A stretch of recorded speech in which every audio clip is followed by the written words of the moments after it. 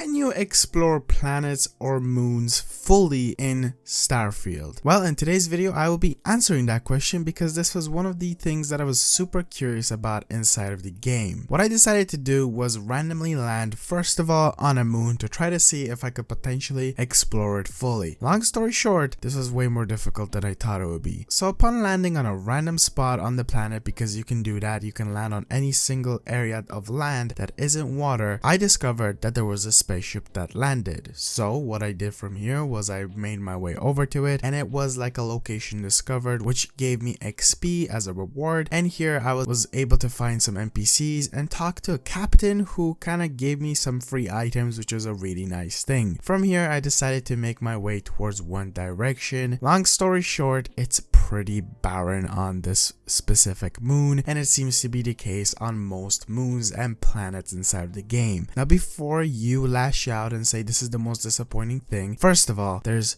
over 1,000 planets inside of this game, and the second thing is, it's kind of expected. This is a huge game that has a lot of content in it, from side missions to main missions to weapons to your character outfits and different things and details. They wouldn't be able to go in and fully detail over 1,000 planets. It was kind of expected. Now, one of the things is, I'm pretty sure a lot of people were anticipating every single map to have the most insane amount of detail, but the only thing is that there is detail. Don't get me wrong, it's not a blurry mess. It is a very detailed game and it's a very pretty game. I am playing on the Series S and I have not run into any single problem. It runs pretty smooth, but the only thing is it's procedurally generated. That's a very difficult word for me. So essentially, from exploring, I discovered a crystal location which gave me XP, and then from here I decided to climb up a ginormous mountain, and I wasn't able, well, actually mountain, I wouldn't really call this a mountain, but you know what, since it's a moon, let's call it a mountain. It wasn't very easy to climb up, and it kind of did limit me to how far I was able to go up. But thankfully on the other side, I did discover an area with some bad guys that I was able to loot up, but in the end it did feel like it just kind of ate up all of my ammunition, and it was a bit of a waste of my time, but still something to do, I guess. It's not completely empty, and the bad news is this is essentially all you're going to be finding on empty planets: random locations that will give you XP, or random locations that are full of enemies. So you can find pirates, you can find the normal enemies that are inside of the game, and it's like a place where I guess you can collect some ammo, since it is a very difficult thing to find, some healing, some weapons, if you ever do decide to land in a random spot. I did also decide to land on the planet of this moon, which is the Altair V or 5 planet, and here I also discovered that a random spaceship does land, and when you go up to it, it is a different interaction this time around. It's with a pilot that is just trying to fix their spaceship, but they allow you to just explore, and you do have the choice of, I guess, robbing them or not robbing them. Now, I did discover that all of this together took me nearly an hour of just running back and forth to my spaceship, and from my spaceship trying to explore. So in the end, can you explore a full planet fully, or even a full moon? Yes, but it'll take you forever. As long as there's no water on the planet and you have the dedication, you could probably do a full circle, but it will be extremely boring and extremely time consuming. Now, I did land on a planet where I was able to use zero gravity, so that was a really cool thing, but if you're on a planet that doesn't have zero gravity, it's going to be a bit of a pain because you do have stamina in this game, and that might be a very difficult thing. I also decided to land on some random locations of the moon, and yep, they were just generated and there was stuff around it, which is really cool, but don't be going in expecting a location that nobody else will have ever discovered, because they will be basically copy and paste things from planet to planet, similar to how we did see in No Man's Sky, which was people's biggest complaint. But then again, this is such an ambitious idea that unfortunately I don't think in the gaming world we're at the stage yet where we will be able to see games